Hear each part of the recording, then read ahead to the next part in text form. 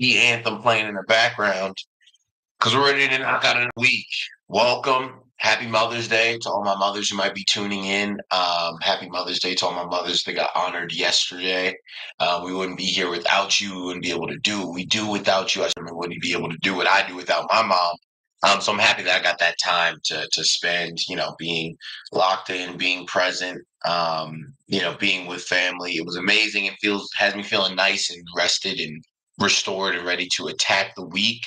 Welcome to our deluxe pre-market prep session for this May 13th, 2024 day.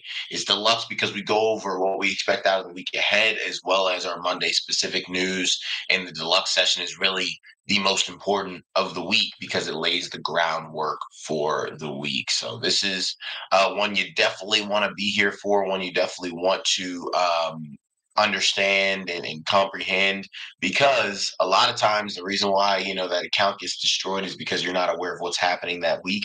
Something sneaks up on you. As long as you've got that base game plan, you can navigate from that base game plan. But if you have no base game plan and you're just free balling, that is how you end up going out for a nice sail in the middle of a storm. Right, you want to make sure you know the weather, the route you're going to be taking, right? Any pitfalls, that type of thing, so that you can know how to manage your account, manage yourself, manage your risk over the course of that week.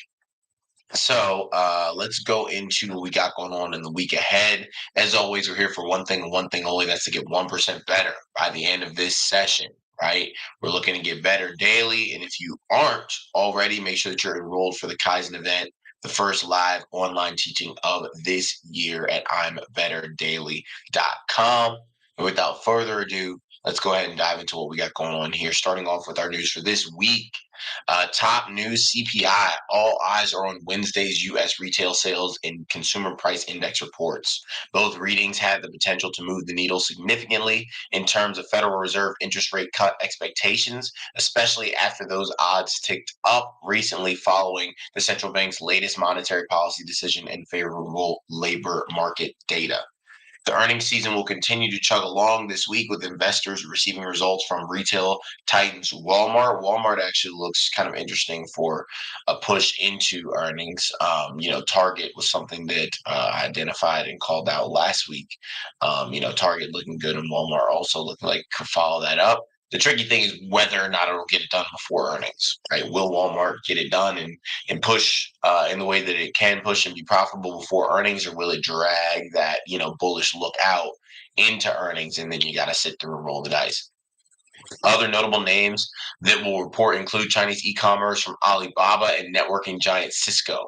Also of interest next week or this week will be 13F filings, which is regulatory disclosures by major funds of their quarterly equity ownership changes. So, when they say, oh, well, so-and-so hedge fund sold this and so-and-so hedge fund bought this, this is all disclosed in these 13F filings. Remember that they are dated, right? So anything you see did not happen last week.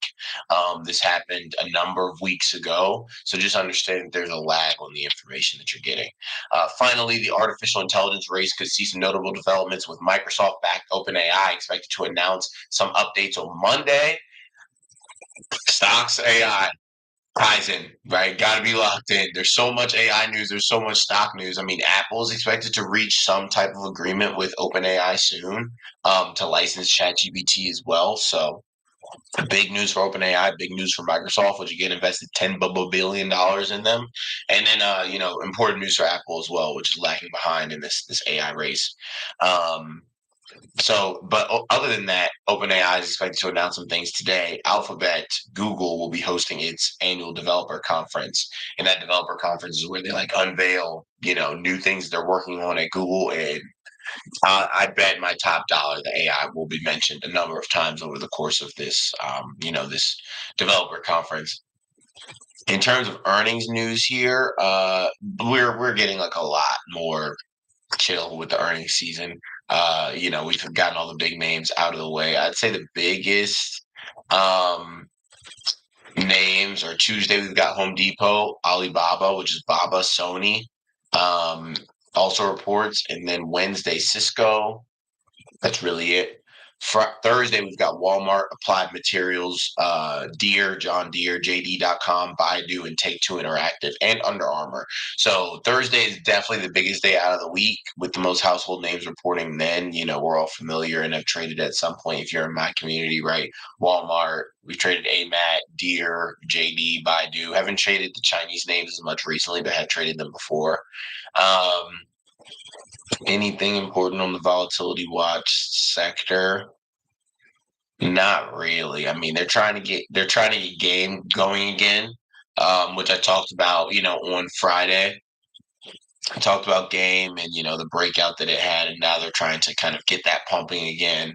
Reddit, everybody's trying to get that pumping again so the game can get above that, kind of resistance that it has around 18, which it has struggled with in the past and struggled with last week to break through. So they're really trying to garner the hype in order to punch through this 18. And if you can get through 18, then, maybe it starts pushing again. But you never want to play with any meme stocks with anything more than throwaway money. It's got to be money that if you flushed it down the toilet, you wouldn't blink twice.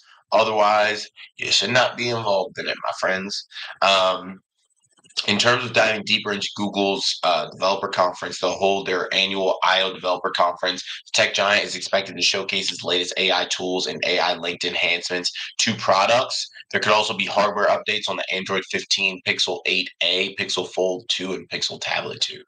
Looking at pending M&A, shareholders of Carroll's Restaurant Group, whose ticker is TAST, TAST, will vote on the proposed merger with Restaurant Brands International, ticker QSR. That's just, like Restaurant Brands owns like Burger King and KFC and a bunch of other stuff. GoodRx Holdings will hold its first investor day. Yeah, I think oh wow, that's funny. Cracker Barrel Old Country Store will hold a business update call covering its strategic transformation plan. I did not know that Cracker Barrel is publicly traded. Ticker CBRL. That's so funny. All right. Well, that looks like it's pretty much it for the week ahead. In terms of, what we have to expect. The big things are gonna be Wednesday. Wednesday we get CPI. It's the middle of the week. I kind of like when we get our biggest data in the middle of the week because we still have 2 days to like move post data, as opposed to you get data on Friday and then we're waiting all week for the Friday data. I think that, we'll get some important clarity regarding like market sentiment when we get CPI data, even though it's not the Fed's preferred measure of inflation. It's kind of the one that markets pay attention to more. So I'll be excited to see kind of what we end up getting from that. IWM looking, mighty bearish with the close that we got last week. Possible head and shoulder setup on IWM. So the Russell 2000, not looking very bullish. Had a shooting star candle on the weekly.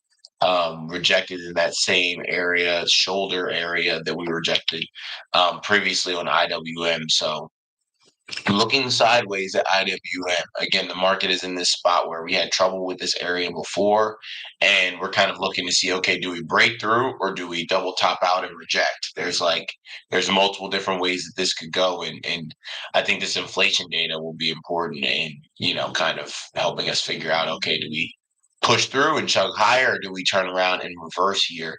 SPY didn't put in, a bearish reversal candle this past week, but IWM definitely did. So we're looking to see maybe small caps are the ones that lead the way back down.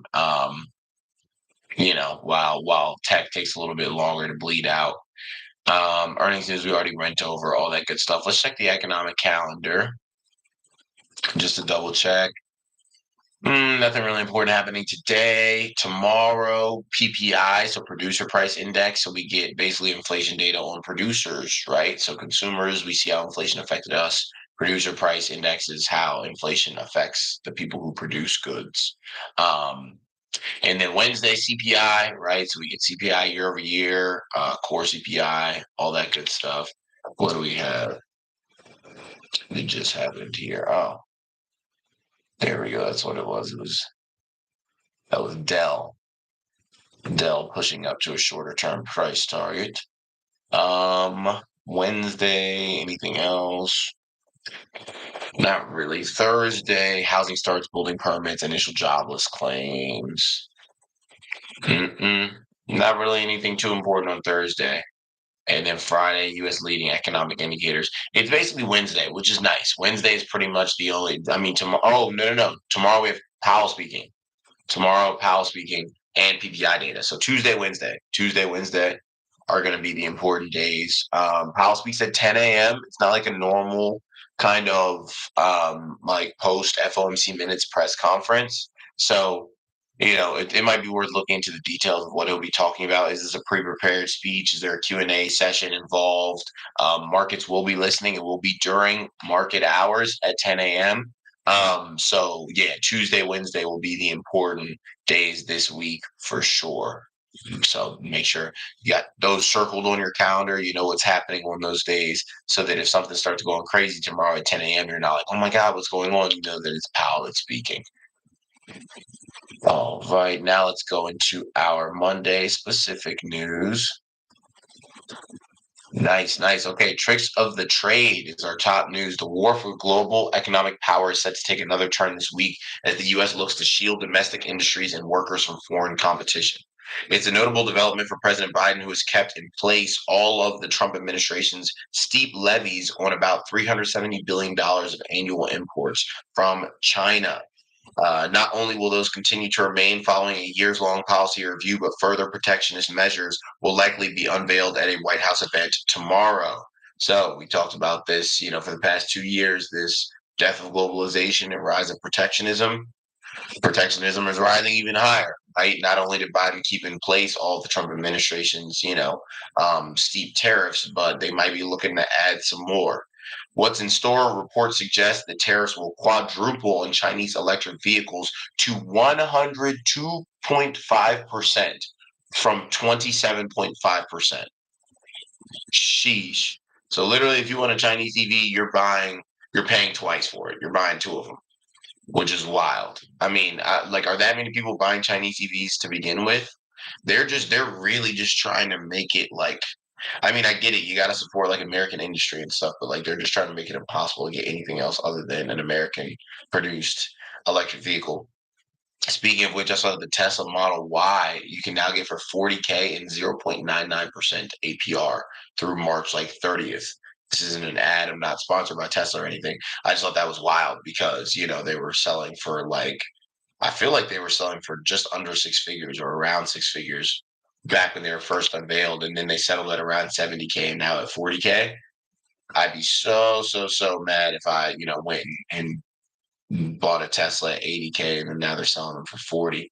At least the Model Y, which is the least popular, which is kind of crazy considering that's like the like SUV style one. I feel like that would be more popular than just the normal sedan type, but I guess not. So yeah, we got Biden, who isn't a fan of Musk, and I don't think he's doing this specifically for Tesla, but Biden, who's making it even harder to get these Chinese competitions, EVs, and then Tesla's just like amongst that is also like, please take ours off our hands. Duties will also be hiked on the solar industry, while other sectors that may see tariffs double or triple could include steel and aluminum, batteries, or other clean energy goods. Some see the tariffs as merely symbolic, as existing tariffs have already locked Chinese cars out of the American market. That's what I'm saying. Like, what if it's like nobody wants a Chinese EV that badly that they're willing to pay that much more? So, what is the point of raising it even more? Like, I'm not going to get it. If you were taxing me 30% on something to begin with, like, I'm not going to get that thing. Now you're taxing me 100%. It's kind of like, what is the point of this? Some see the tariffs as merely symbolic, as existing tariffs have already locked Chinese cars out of the American market, while many Chinese solar companies circumvent the duties by exporting to the U.S. via transit locations in Southeast Asia. Yeah, so they're like, all right, we just won't sell to you directly from China. We'll just send them somewhere else in Asia, and then you can buy them from there. So, like, again, we come around to this question of whether or not tariffs matter, whether or not they have a real effect. It's like saying, I got beef with you, right? I'm going to throw tax on you, but like the taxes don't really do anything. There has been a big debate in recent years about whether additional tariffs would harm the fight against inflation. That debate is likely irrelevant now as the worst of the price pressures have come down and the US gears up for a contentious election cycle. In other words, these rates got to get cut at some point. We got a contentious election cycle coming up, right? Price pressures have come down even though like inflation's kind of been hot recently. So I don't know. Protecting industries in key battleground states like autos in Michigan and steel in Pennsylvania are at the forefront of some of the races, and both sides are eager to address national security concerns, the loss of manufacturing jobs, and risks associated with the supply chain. Yeah, so it seems like this is much more of like an optics type of thing where, different people that are seeking election are like, look at how tough I am on China. Whereas it's like if I didn't let you in the club before and I'm still not letting you in the club now, it doesn't make me like a better bouncer. It's just you're doing the same thing. But election time, a lot of it is optics. Um, Meanwhile, billions of dollars in subsidies have been doled out to key American sectors through mega spending measures, including the Reduction Act and CHIPS and Science Act. What to watch? The U.S. has also warned that China is flooding the market with subsidized goods, with Treasury Secretary Janet Yellen recently flying to Beijing to discuss unfair trade and industrial overcapacity. The bigger fear here is that the protectionist policy could eventually become indistinguishable from industrial policy, and China Foreign Ministry spokesman Lin Jian has promised that Beijing would, quote, take all necessary measures to defend its rights and interests. If China would retaliate, it could target American agricultural exports or impose limits on critical components the U.S. still doesn't have in its domestic supply chain, like rare earths. Now, this is something I touched on here earlier. AI news. Goodbye, Siri. Apple and OpenAI are reportedly in the final stages of discussions to bring ChatGPT to the next iPhone. If a deal is finalized, the popular chatbot will headline the new AI features that Apple is set to unveil next month at its annual Worldwide Developer Conference. Meanwhile, discussions with Alphabet's Google for licensing its AI model Gemini for the iPhone are still ongoing. That was going to be my next question because that was the first news that came out. Was like, oh, Apple's in talks with Google for Gemini, but now they're also in talks with Microsoft for ChatGPT. So I don't know which one they'll end up going with.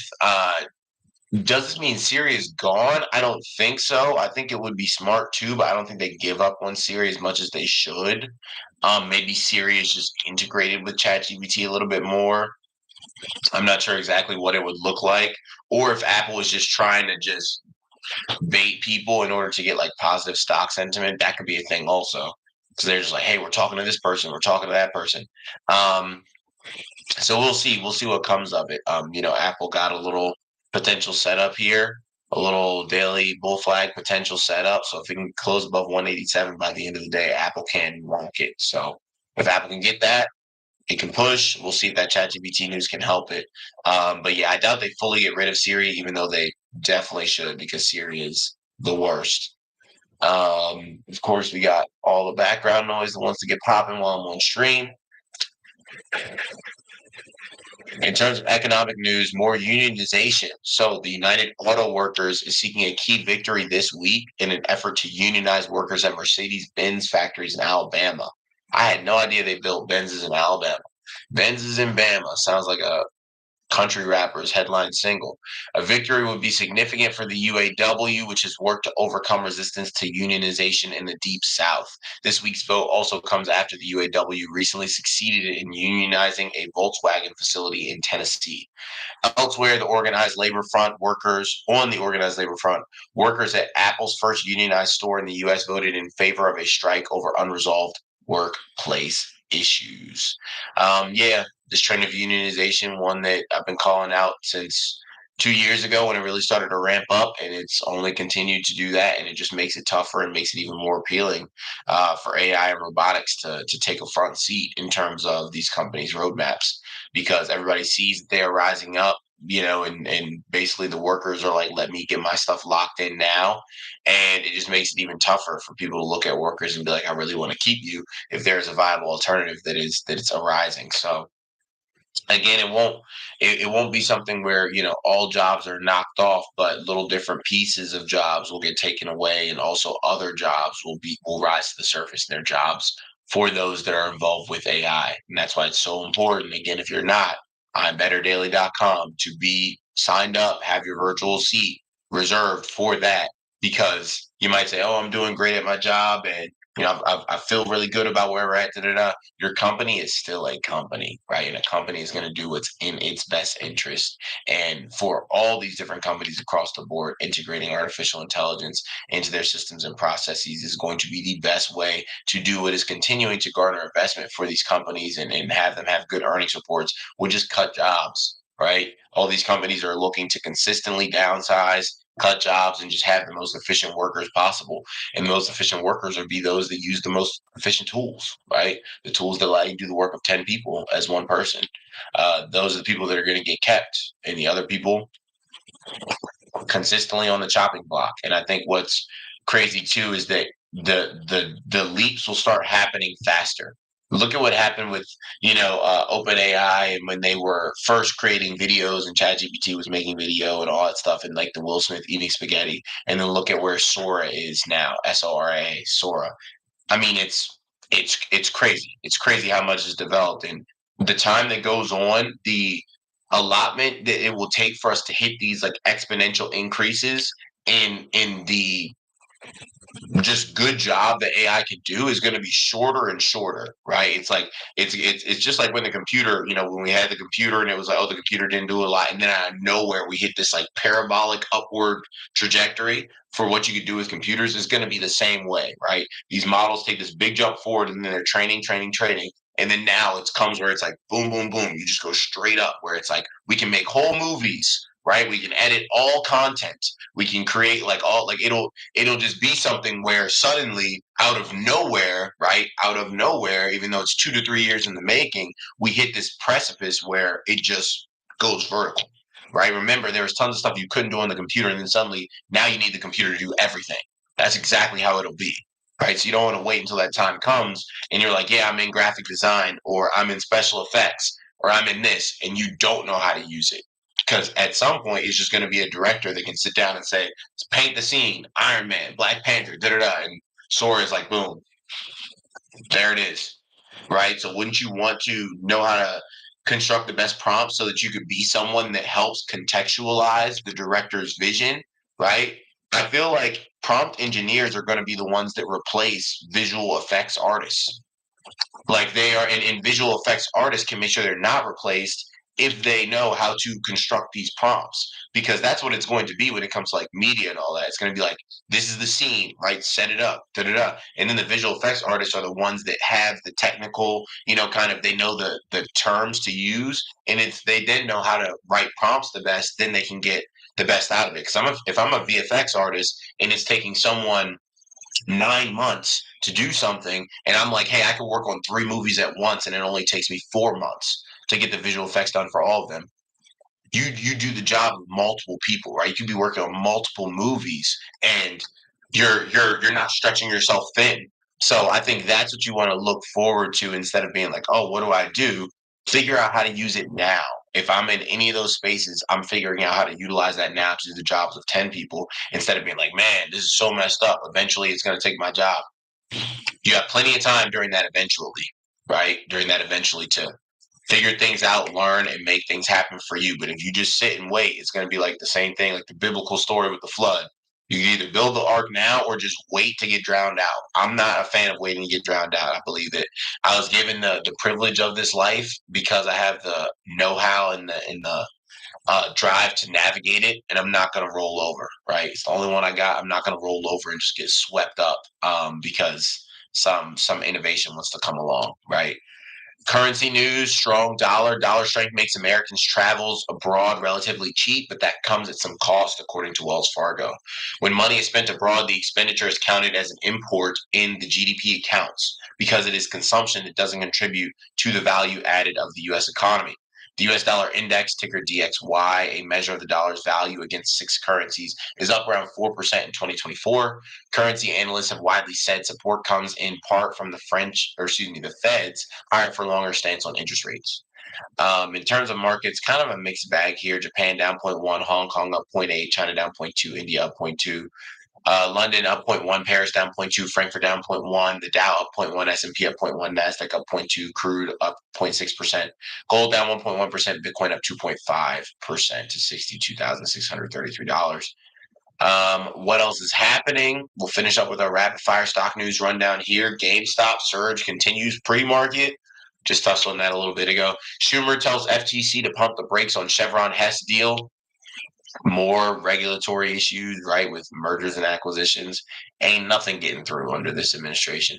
Trump asks oil industry for $1 billion, vows to scrap Biden policies. So he's pretty much like, please give me money for this presidential run, and I will let you build pipelines. I'll let you drill. I'll let you pump from wherever. I don't care whose water supply is affected, and what have you. And I'm not saying that against him, or against one candidate or in support of another candidate. But that's just that's what is given here. It's like, hey, listen, you ride with me, give me a Billy, I'll let you do whatever you want. So I'm just happy that I'm not living in one of those areas, and hopefully I will continue to be in one of those, not be in one of those areas where they just run pipelines through and you have all this crap coming up through the water. McDonald's franchisees balk at $5 meal deal revival. Yeah, I feel like McDonald's now they got the $20 meal deal. Kingdom of the Planet of the Apes rules the weekend box office. I gotta go back and rewatch all the Planet of the Apes now. Like I feel like the original movie freaked me out so much as a kid. Like when they thought they made it off the planet, and then they just saw that it was the Statue of Liberty underneath the sand, and they realized they were on Earth and not on like another planet. That was like the most like crazy scary, shock for me watching a movie. So I want to rewatch all the newer Planet of the Apes and lead into this one. Not that any of you guys asked, but we're friends, right? So I'm gonna let you know. Mark Benioff takes over for Warren Buffett at charity lunch auction. SoftBank bets big. ARM planning AI chip launch next year. SoftBank in on ARM. I mean, it's a good time because ARM was, beaten down, and I guess SoftBank is like, hey, we're in. Yeah, let's see if their money this time can make a change. SoftBank hasn't made the most sound bets in the past, so anytime they're involved in something, I look at them and I look at like Kathy Wood with the side eye, because those people throw money into the flames. Magnificent Seven are predicted to reinvent close to $350 billion in 2024. Oh, reinvest close to $350 billion in 2024. What's next for Disney? Seeking Alpha analyst weighs in after results. Elon Musk, SpaceX's Starlink under pressure from solar storm. That's how you know your problems are on a completely different level. We're all hearing about the solar storm like, wow, we could see the aurora borealis from areas we haven't been able to see it before. And Elon Musk wakes up and he's like imagine waking up and you're like, bruh, I got to deal with the sun causing me logistical issues in my company, right? Like that's crazy that it's at that scale, right? You wake up and you're like, man, I got all these emails from so and so 2 departments over. He wakes up and he's like, the sun is letting off these huge solar flares, and it is affecting my vast array of satellites. Like that's just a crazy scale to even have to be concerned with, right? We're thinking about traffic, and he's like this freaking solar storm. Wild. Bank of America strategist recommends pain trades for bulls and bears. So that'll wrap us up here this Monday, May 13th, 2024. Like I said, if you're not, make sure you got your spot reserved. I'mBetterDaily.com. Early bird pricing will be gone soon, so don't miss out on that. Other than that, guys, we're here each and every day talking about important market news, analysis, mindset stuff that continues to put you in the best position possible to continue to succeed, right, in doing what you do. So I'm excited for this week. We got CPI data. We got Powell at 10 a.m. tomorrow. We got PPI data tomorrow. CPI is on Wednesday. So some things to look forward to in the middle of the week. Could get some middle of the week fireworks. Let's see if we can get some major direction, right? And some volume too. Need that volume. But everybody have a great rest of the day. I love that, Big Tay. She said, I'm already registered, Adam. He said, don't yell at me, man. I'm in there. I was in there at the start. Yeah, for anybody else who's on the fence, right? There's a reason why as soon as it dropped, people are diving in, because when we have these sessions, there is nothing but valuable information that's dropped. And this is something that we've been on top of for a while, right? If you were Wealthy Revolution Live, the most recent one, that's going on 2 years ago now, because that was the last kind of in-person conference we were going to have, but that one in Columbia was already talking about runway ML and gave a whole presentation on that. So this is something that we're true to, not new to. But I'm just recognizing that, just saying, hey, go out, make sure you're staying on top of AI sometimes isn't enough for some people. And I want to make sure that, at least with my community, right, for me and my household, me and my peoples, that at least we're going to be abreast of what's going on. So if you're down with that, be down with us. If not, you can also watch us succeed and spectate, right? But I'd rather you be in the game than spectating from the sideline. Other than that, guys, everybody have a great rest of the day. I'll see you back here tomorrow morning for our next pre-market prep session. Have a good one.